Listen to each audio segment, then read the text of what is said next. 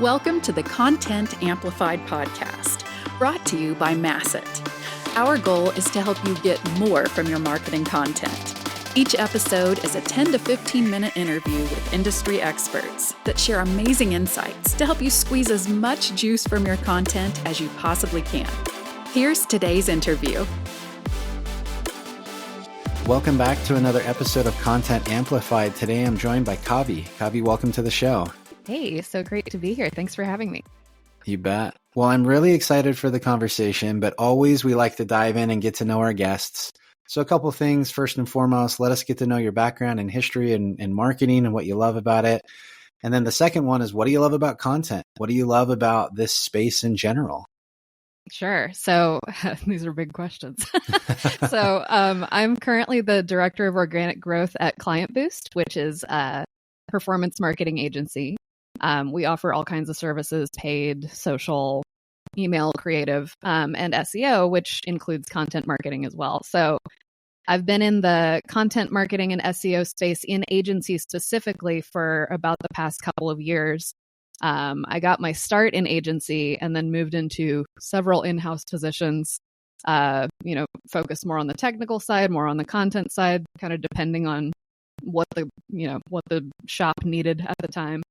I would say most notably, I was at Moz on their learning team and on their marketing team from about 2018 to 2021. So getting to work with a lot of geniuses over there, that was definitely a big career leap for me.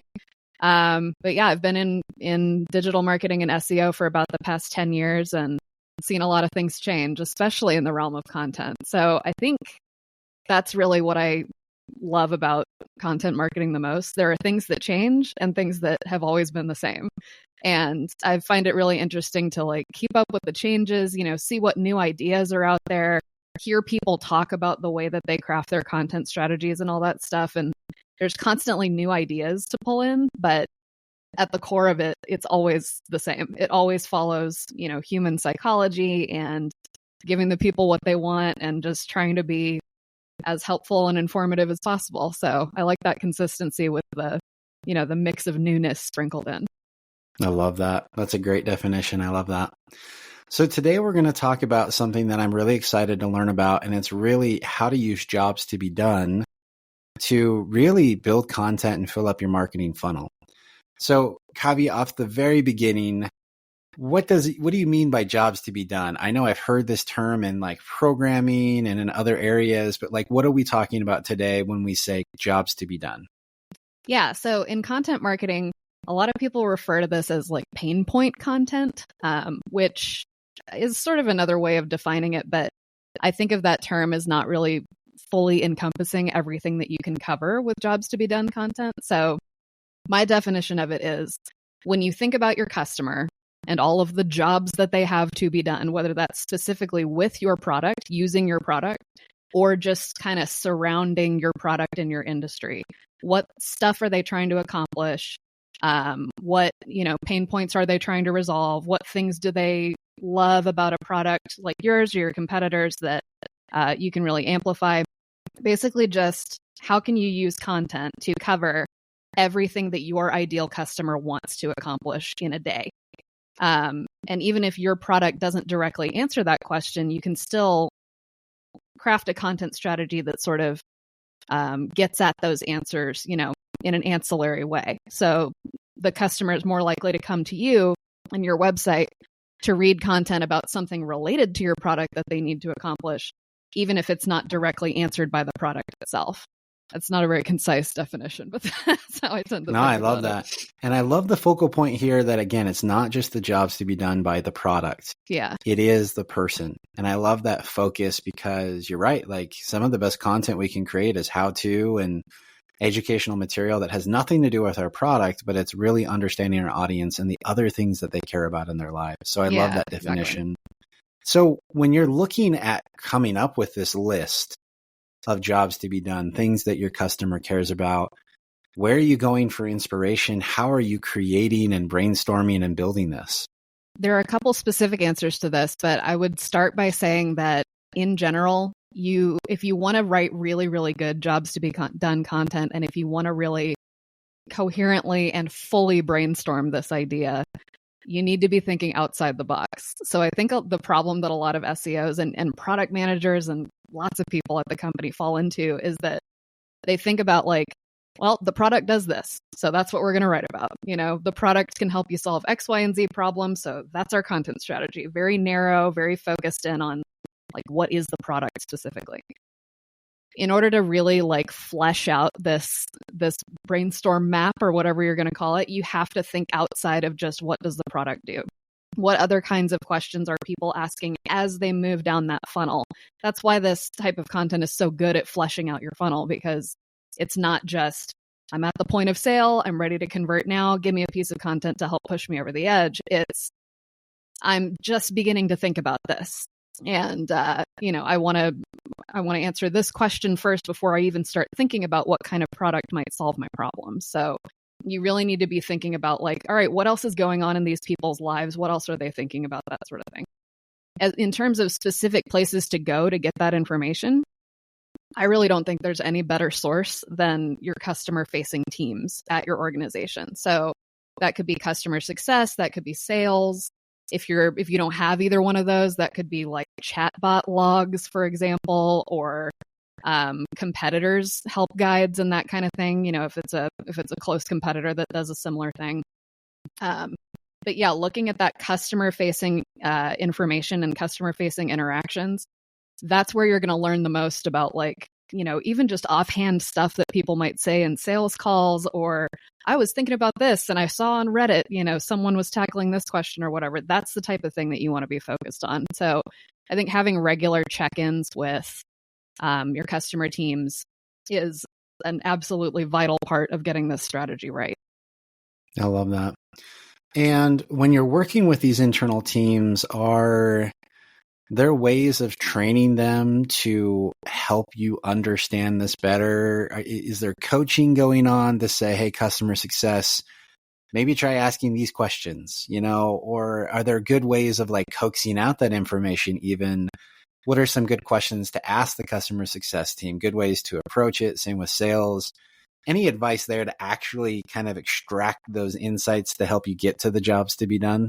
Yeah, that's a good question, because I think those, like, if you have a regular, say, monthly check-in with those teams, it's fairly easy for that to just fall into like anecdotal, oh, a customer said this to me the other day, and you make a note of that and it may or may not be relevant, right? Yep. So yeah, I think that's a good thing to think about. How do I get information that's actually going to be useful to me? To me, it's about education. So letting that customer facing team know exactly what you're hoping to get out of this. And not just that, but what are you going to do with this information too?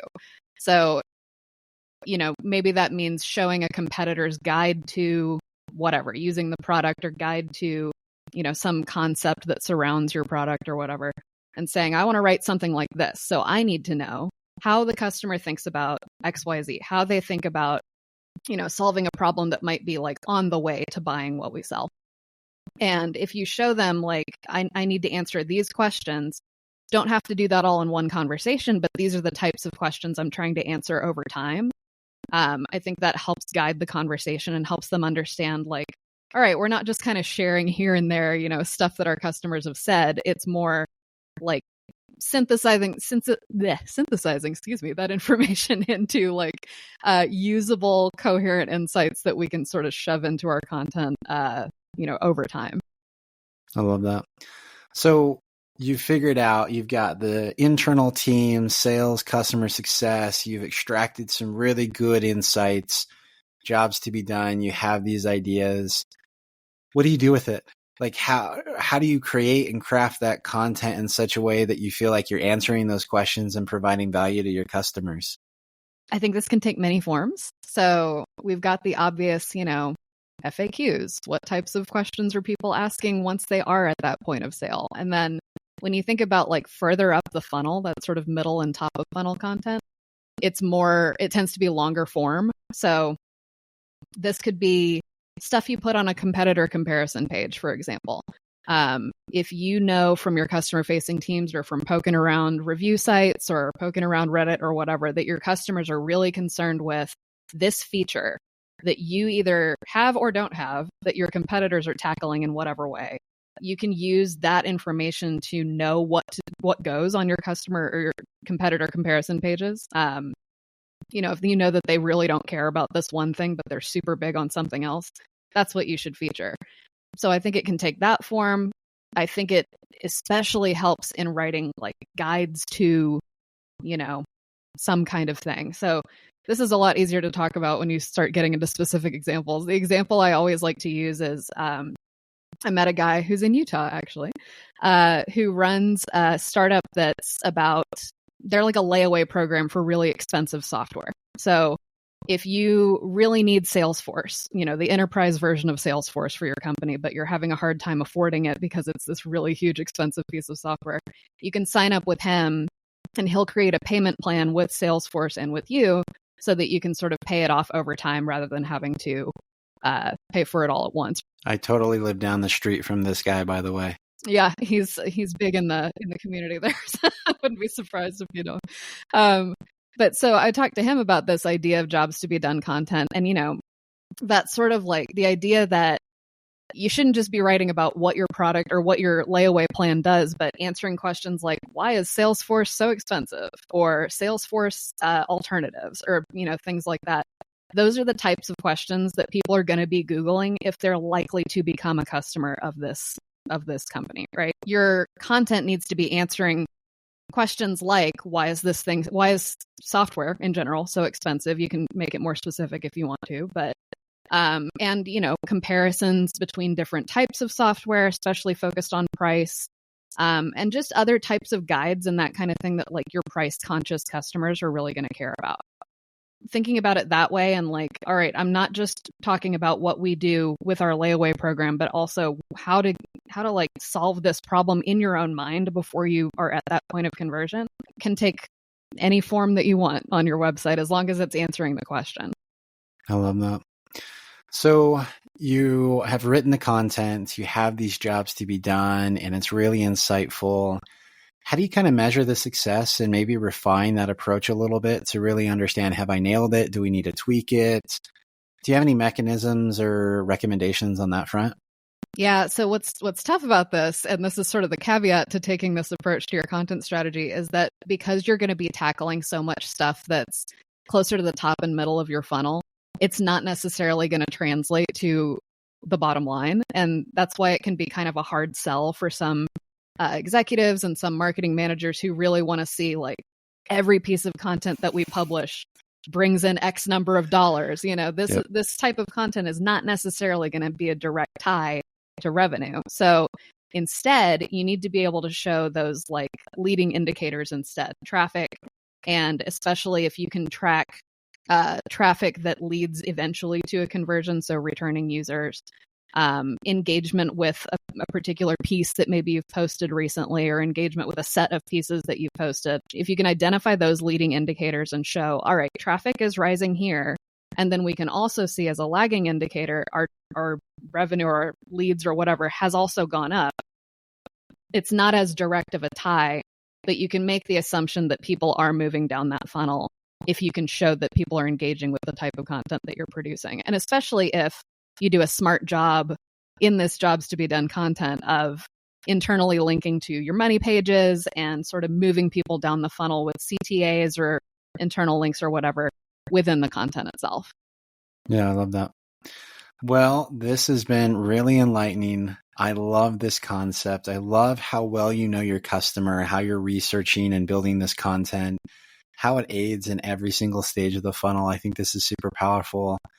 Coffee, if someone wants to reach out and connect with you online and further the conversation, how and where can they find you?